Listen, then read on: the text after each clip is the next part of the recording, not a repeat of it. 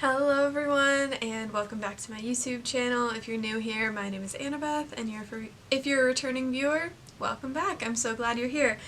So today I'm coming at you with a new episode of my Adventures with a Sock Machine series, and it is the long promised and long awaited Hexipuff video. So this one I just made today to basically make sure I still remembered how to make these before recording a little how-to tutorial about these. Yeah, so if this is your first video, basically some background on this. I have a lot of sock yarn scraps and leftovers from other projects, from sock cranking, from other project cranking, all that good stuff. So I wanted to find a project to use up all of those scraps, and what I decided on was the Beekeeper's Quilt by Tiny Owl Knits. And the whole idea behind the quilt is that you make these little hexagonal puffs. You stuff them with filling or yarn scraps or whatever you use to stuff them, and then eventually once you make like hundreds of them, you're able to assemble them into this really cute beehive looking scrappy blanket.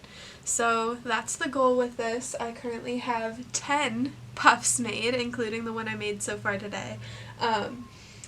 So yeah, that's what we're gonna talk to you about today. That's what I'm gonna show you how I make them, all of that good stuff today. So first, let me talk to you about how I kind of like converted this idea of the Hexipuffs into something that I could make on my machine. Alright, so kind of like the design process for this.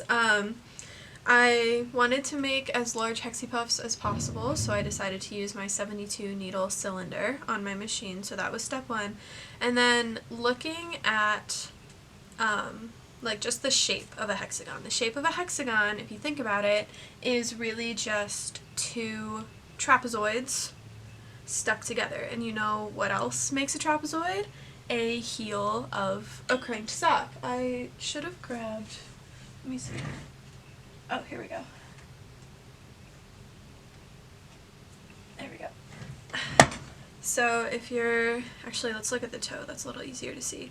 If you're looking at the toe of a cranked sock, you can kind of see that trapezoid, that isosceles trapezoid that it creates from the decreases and then the increases again. So I was thinking if I can manage to basically work back to back toes, then I would create a hexagon that I could then stuff and sew close, and I would have a little Hexipuff. So that's what I did. So here is my little notebook page brainstorming what I could do for this. My first attempt, I started decreasing and increasing like you would for a toe, and then just doing it again immediately back to back, and that worked well. It did, but the only problem was I ended up with the seam being across the face of one of the Hexipuffs. So that made it a little bit difficult to stuff and then sew close, since it was along a face instead of along one at the edges. So then I adapted the process a little bit, where I started with increases and then decrease, increase, decrease again. And these little like curly cues that I drew here were the process that I'll show you later, where I'm basically kind of doing like a hung hem, and bringing this like top side, so if we're thinking about cranking, like it's moving down as you're cranking, bringing this top side, these two top sides up to meet the most recent sides cranked, like while I'm cranking this side. It'll make more sense when I show you, I hope. But then that just left, I think, is it 12 stitches between target marks on this cylinder?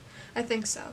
That just left 12 stitches to then close up after stuffing. And now, today, I actually figured out a process where I can just continue the bind off that I do across, instead of having to take the puff off the machine, stuff it, and then sew it closed. Now I can kind of stuff it while it's on the machine carefully and continue with the same bind off that I used for the other two edges. So yeah, that's kind of the thought process that went into this. And so far I have done this process with sock yarn, so a wool nylon blend, and also with just a 100% fingering. I have done a superwash and I've done a non-superwash, so I know it works across those bases so far. I haven't tried it with tweed yet, because I don't know how the little neps will work in the machine. I don't think they'll cause too much of an issue, but that is really the only other base that's in my basket of leftovers and scraps that I haven't used yet for some puffs. So yeah, that's really all I have to say about the design process, so I'm going to go ahead and shift the camera and we're going to start cranking some Hexipuffs, and hopefully I'll do an okay job explaining what I did. Just a disclaimer before we start, I think you'll definitely need a bit of a background with cranking on a sock machine, specifically cranking heels and toes, in order to make these.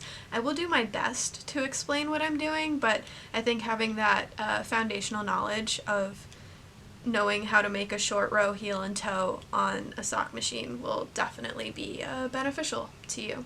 So yeah, let's go ahead and get into the process. Alrighty, here we are, machine angle. So first things first, we're going to start with our scrap yarn and our setup on it, and we are just going to cast on like you normally would. So my main mark is at like 4 o'clock right now, so I'm just going to go ahead and put the split rings on every other needle going around, as many as I can, starting with the needle just past the main mark.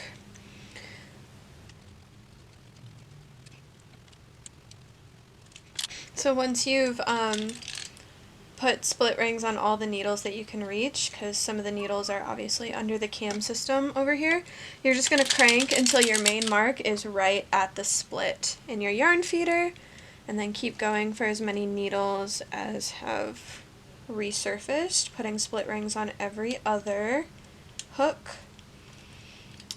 And there we go. So every needle, well, every other needle that I can reach now has a split ring on it. So I'm going to go ahead and take my scrap yarn, feed it through,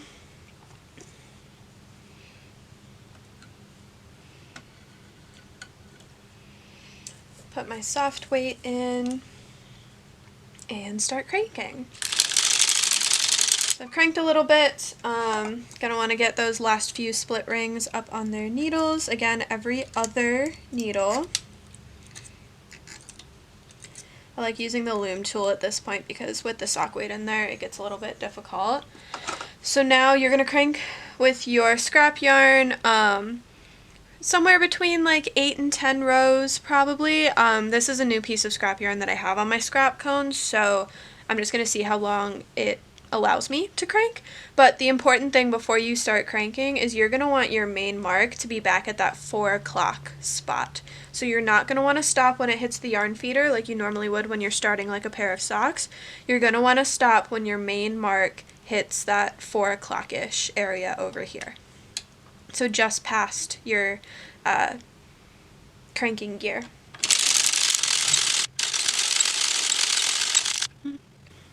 Alright, so I got about 11 rounds out of that, so my main mark is at 4 o'clock, and now what you're going to do is, remember, we're basically treating these Hexipuffs like 2 toes cranked back to back, so you are going to lift all your needles from your main mark to your halfway mark, just like you would if you were starting a heel or a toe, and then finish cranking so that the lifted needles are now in front of the yarn feeder. So now what we're going to do is we are going to join in our ravel cord. So we're going to pull our scrap yarn to the center.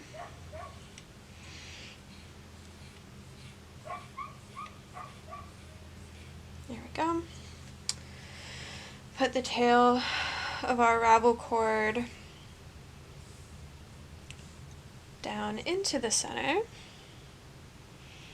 and hold it in the middle as you feed it through the yarn feeder.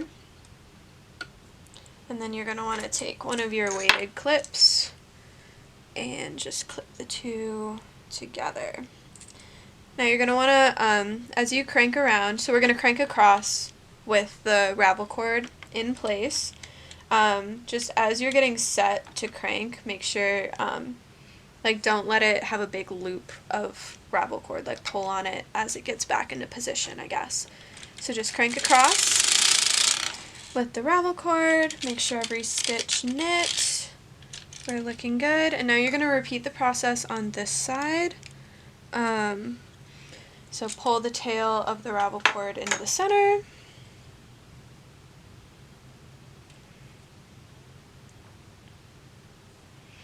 And now we are going to feed our main yarn in. So the yarn that I'm using here is leftovers from my overflow socks, and then also some shorties that I cranked with this. So this is the colorway Beetlejuice from the Little Foxes.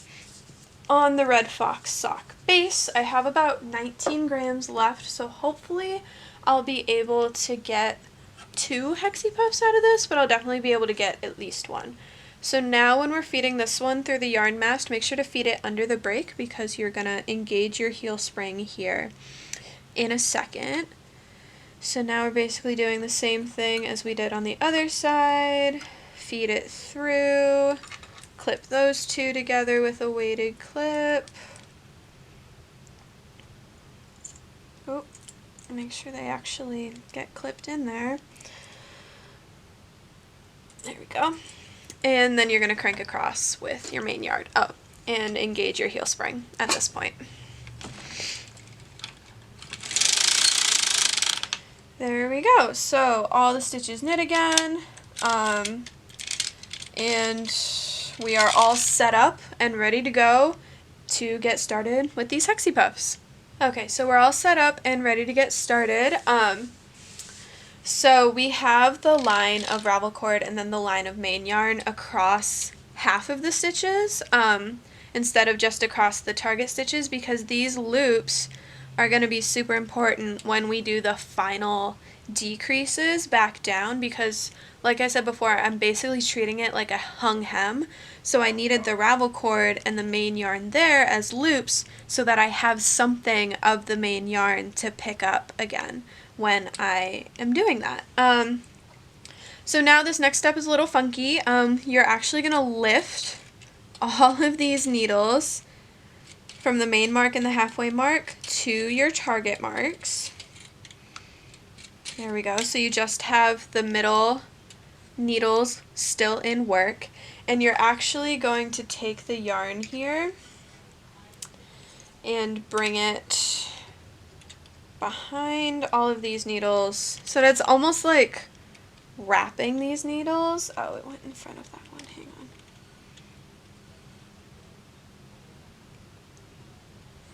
So it will be kind of an awkward like loop of yarn there, but that's okay because when we work that portion where we're bringing these stitches up to meet the final stitches, this will just get caught inside and you won't even see it.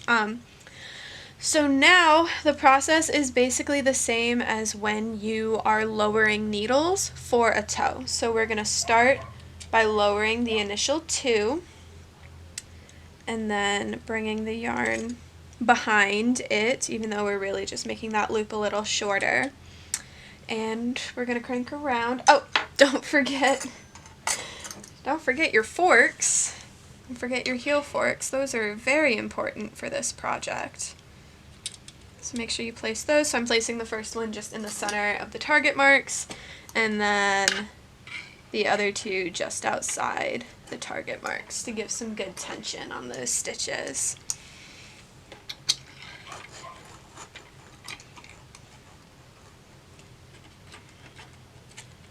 So yeah, now you're basically just working it like you're lowering needles for a toe. So I've lowered my first 2, and I'm going to crank around, making sure my yarn is tensioned okay still. There we go. On this side, lower those 2 needles, wrap the yarn behind, make sure the latches stay open, and crank across. So yeah, you're going to keep going just like you were if you were increasing for a toe and stopping when you hit the halfway mark and the main marks.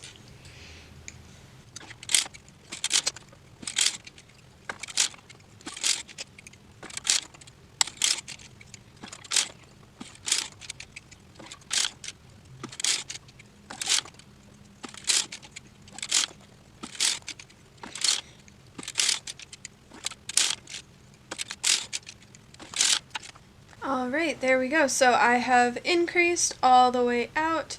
All of my needles on this half of the cylinder are now lowered. I'm going to go ahead and move my heel forks up so that they're adding tension again to the stitches.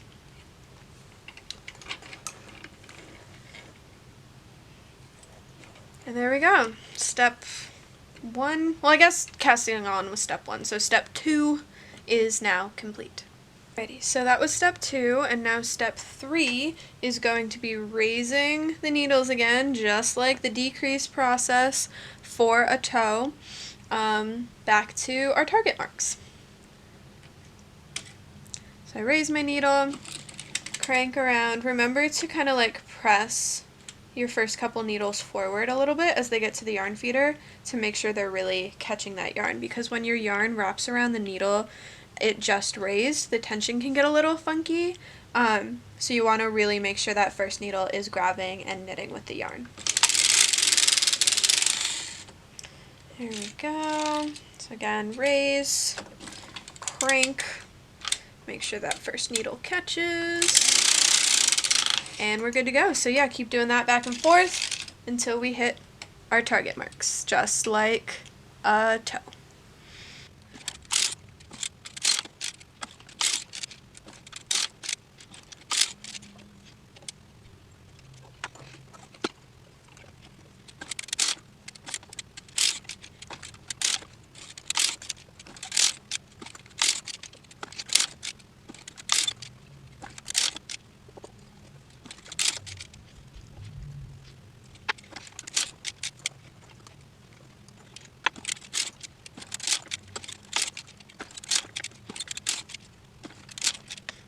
Alright, so I have decreased back down to the target marks. Also, don't forget to move your heel forks up as you need to, especially as your first stitches on rows start like not knitting. That just tells you that you need a bit more tension and you need to move your heel forks up. So I'm going to go ahead and move them up again so they're at their highest. They're as high as they can go, so they give me good tension for step 4 now, I guess, because that was step 3. Also really quick, I wanted to point out, as you're doing your decreases down, I just want you to take note of kind of like this double loop situation that happens on each of your raised needles. So that's from the stitch that's already there, and then also the yarn that kind of gets wrapped around as you raise each needle. This isn't important yet, but it will be important when we get to our final step and our final decreases.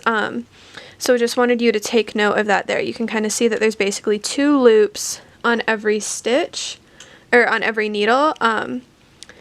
And I just wanted to explain why that happens and how we're going to kind of avoid it later, because that second loop from where the yarn gets wrapped around, it's useful for heels and toes because that creates a nice tight like short row seam, but it's not super helpful for the bind off that we're going to do later.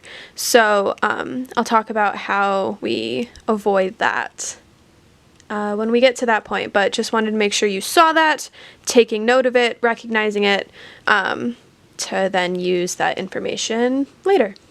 Okay, so now we're on casting on was step 1, 2, 3. Now we're on step 4. Step 4 is basically going to be a repeat of step 2, so make sure your heel forks are nice and high to give good tension.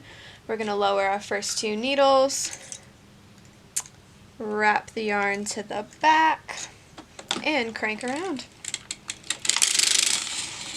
So we're just doing the increases the exact same way we did in step 2. And the exact same way that you would if you were doing a normal toe of a sock.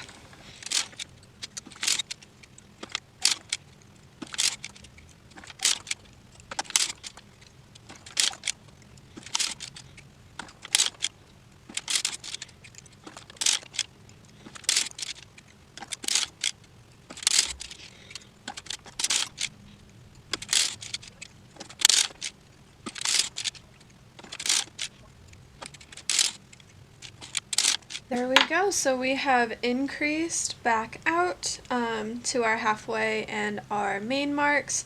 So now we are 3/4 of the way done with our Hexipuff. And we are going to move into the final decreasing process, which is a little bit different from the previous one. So we'll talk about that next. Okay, so first things first, weight movement. You're going to want to bring your heel forks up to the top again. Make sure you get good tension on the stitches that are about to be knit.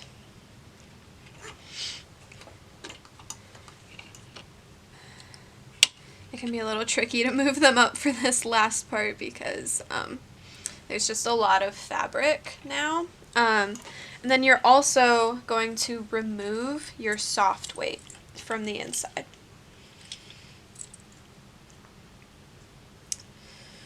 There we go, got that out of there. And the reason you're going to remove your soft weight but not your heel forks is because we're, like I mentioned before, we're basically going to be doing a hung hem.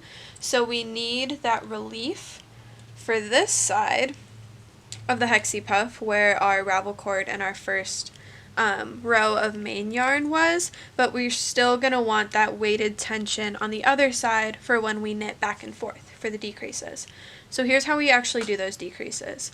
If you recall from our first set of decreases, we ended up with kind of like double loops on every needle that was raised. We want to avoid that this time because that extra loop from when the yarn gets wrapped around the front of the needle makes it really difficult to do the latch hook bind off at the end because it just gets so tight. So how we avoid that is we're going to take the working yarn and just move it over the needle. So it was behind and now it's in front.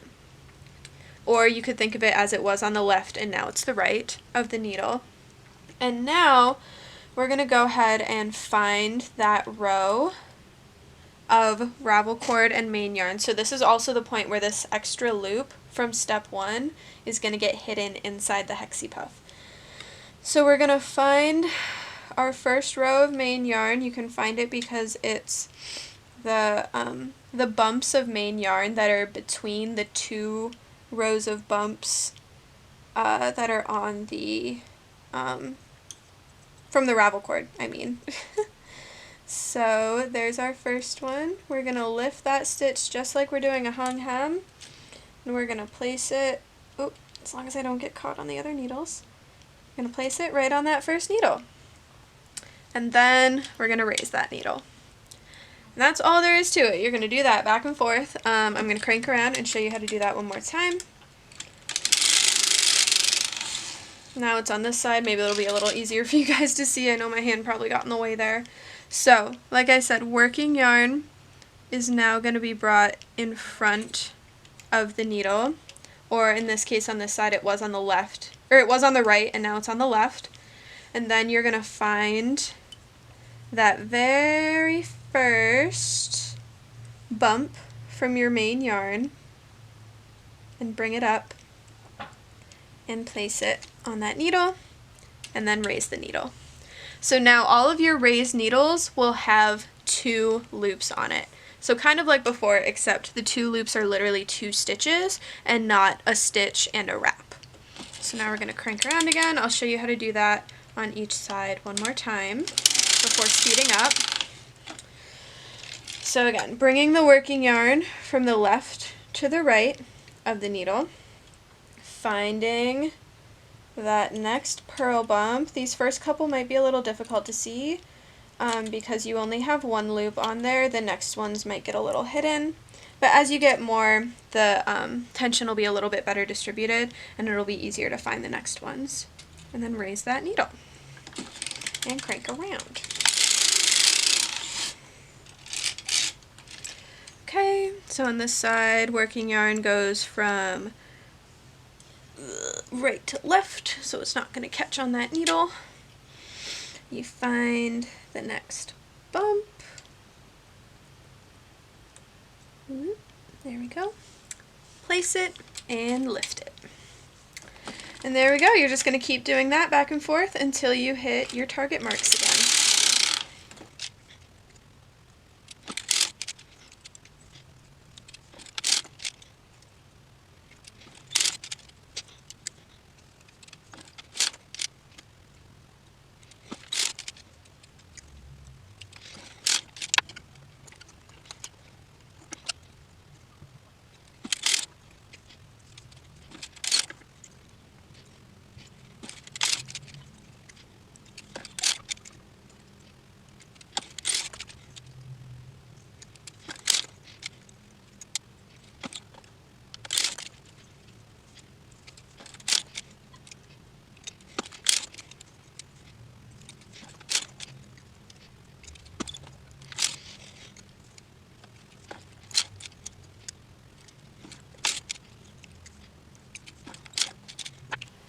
Alrighty, so I have finished up the final round of decreases, so we have our 12 target needles as the only ones back in work, and now we're gonna start the finishing process. So first thing you're gonna want to do is remove your heel forks, and like I said, there's a lot of fabric down there right now, so it might be a little tricky, so just keep kind of wiggling until they come out. There we go.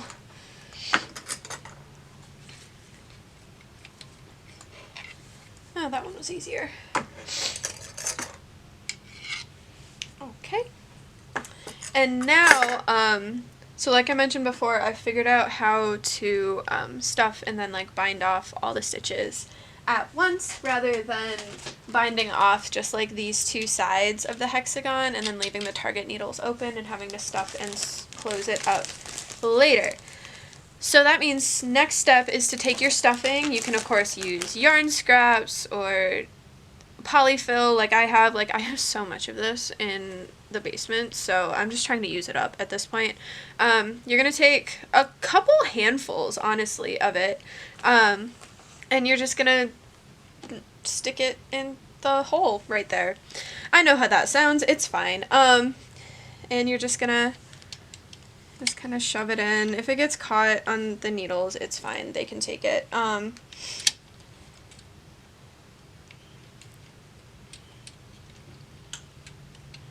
Great thing about polyfill is it's basically just little fibers of stuffing. So if you just keep pushing it down, it'll eventually work its way off the needles too. So like I said, a few little handfuls of polyfill go into the opening.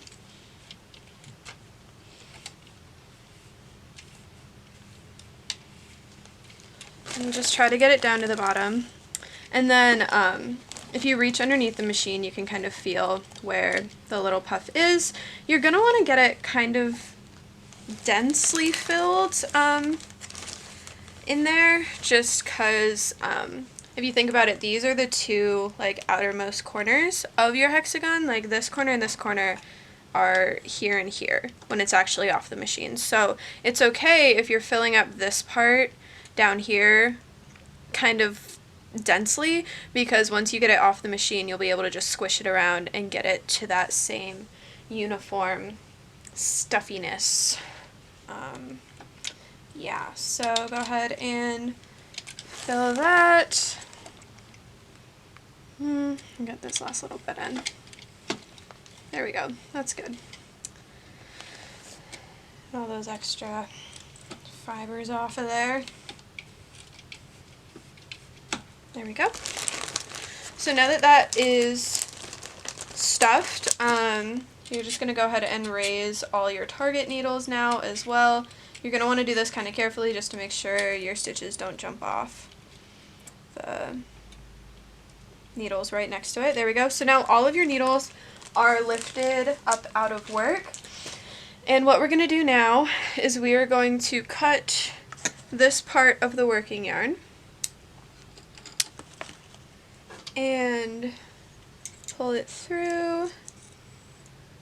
And you could even just like also, you could stuff it into the opening, but it might not be as secure, so I just leave it out to then hide on the inside when I'm done. And oh, I completely forgot. Before you lower the needles, you should lift up your last 12 stitches to them as well. That's kind of important for this bind off too. So, yeah. Actually, this will happen before you lift your final 12 needles. You're going to want to close up the gap.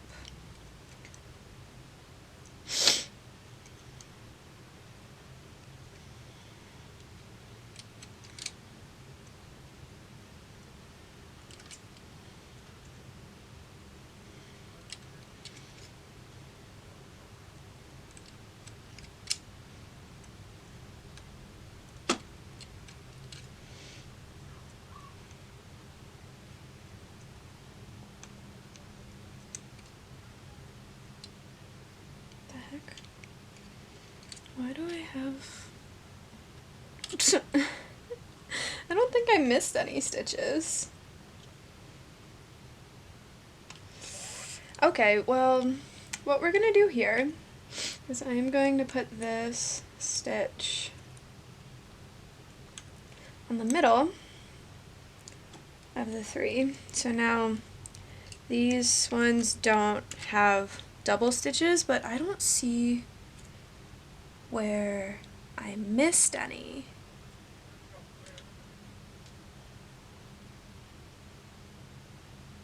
So that's okay.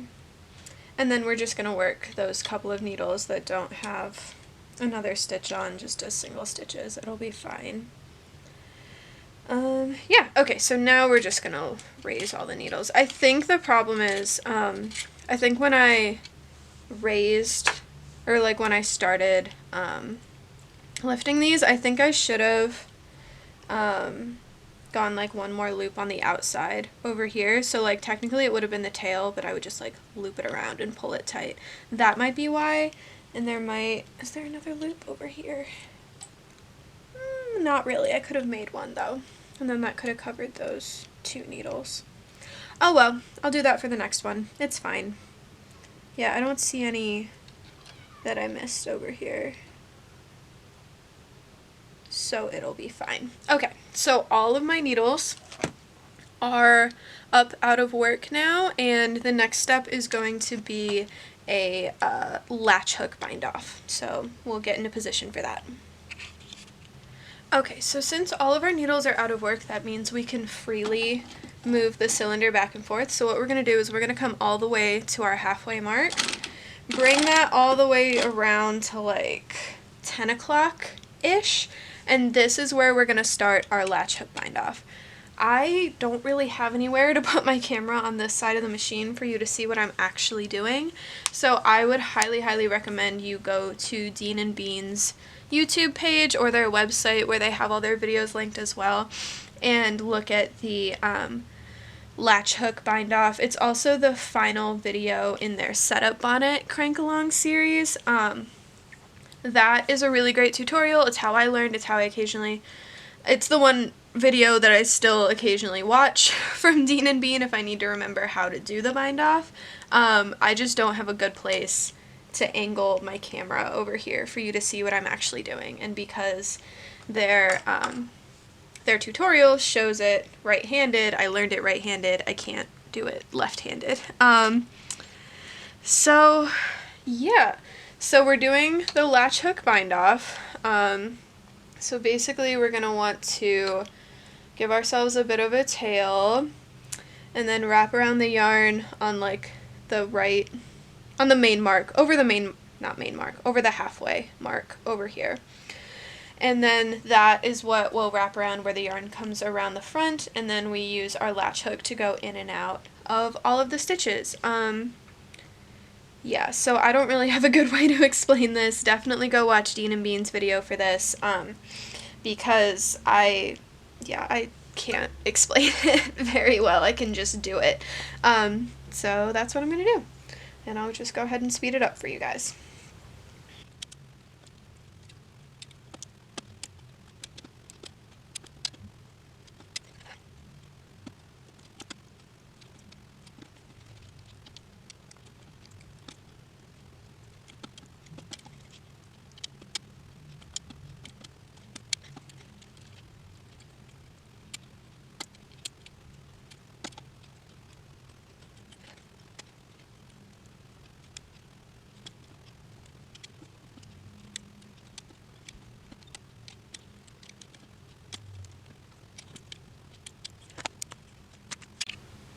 Alrighty, so I have finished the bind off. You can see it kind of behind all the needles over here. And one of the great things about this Hexipuff process is it only takes up half the needles. So now I can work kind of like the same process, but on the other side. So I'm going to go ahead and do that. The only thing is, if you do it this way, you just have to think about how everything is going to kind of be in reverse. So like you're starting going this way, but on the other side you're going to start going clockwise, but on the other side you started going counterclockwise and that sort of thing. So I am going to work through another one. I believe I have enough yarn left. Actually, let me weigh this really quick.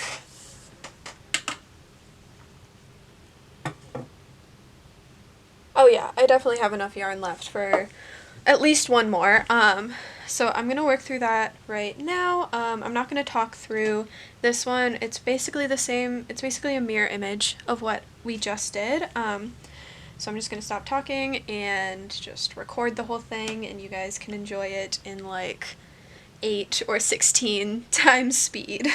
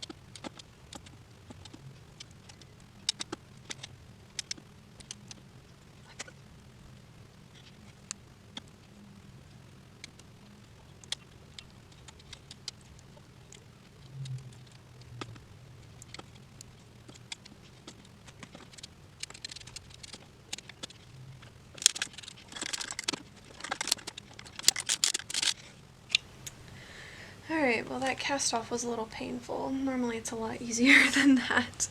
So here are the two Hexipuffs, and now all we need to do is take out the ravel cord. So I'm going to take my loom tool here, undo the first couple of stitches on each side.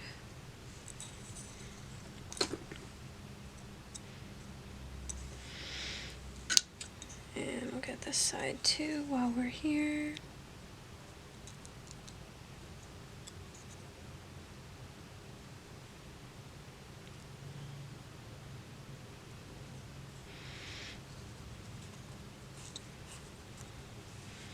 Okay, and the other side.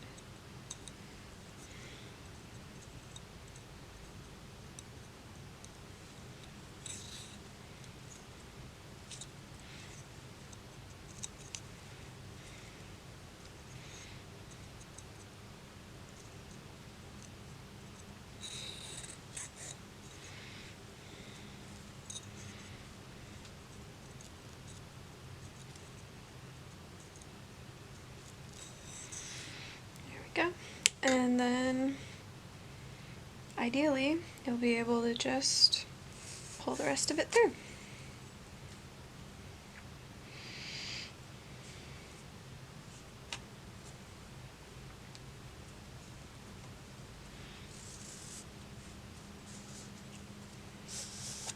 There we go. Just like that.